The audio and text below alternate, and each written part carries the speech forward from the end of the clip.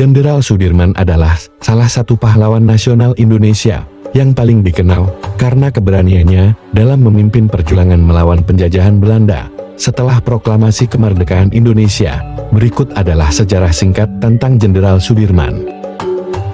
Awal kehidupan, Sudirman lahir pada 24 Januari tahun 1916 di Purbalingga, Jawa Tengah. Nama lengkapnya adalah Raden Sudirman. Ia dibesarkan dalam keluarga sederhana dan mendapat pendidikan dasar di HIS Hollands Inlandse School dan kemudian melanjutkan ke HIK Hollands Inlandse School, sebuah sekolah guru di Solo.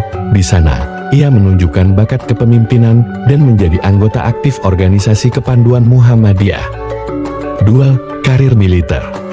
Sudirman memulai karir militernya pada masa pendudukan Jepang dengan bergabung dalam Pembela Tanah Air PETE, sebuah organisasi militer yang dibentuk oleh Jepang.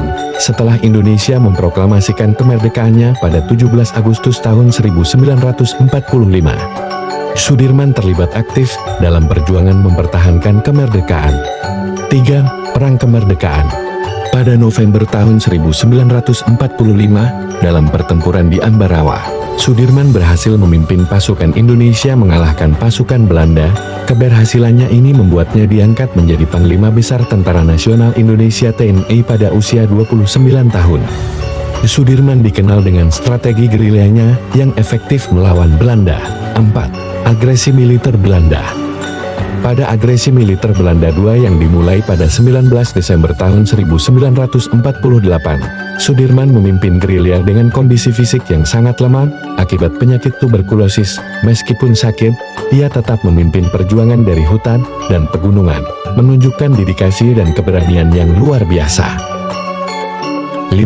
Akhir hidup dan warisan.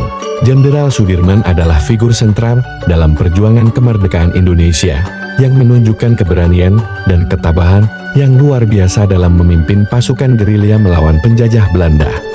Dedikasinya terhadap kemerdekaan Indonesia menjadikannya salah satu pahlawan nasional yang paling dihormati.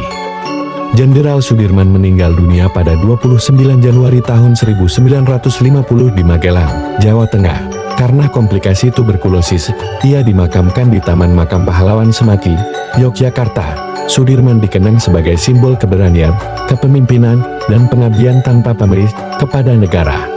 Warisannya terus dikenang dan dihormati oleh seluruh bangsa Indonesia, dan banyak jalan, sekolah, serta tempat umum yang diberi nama untuk menghormatinya.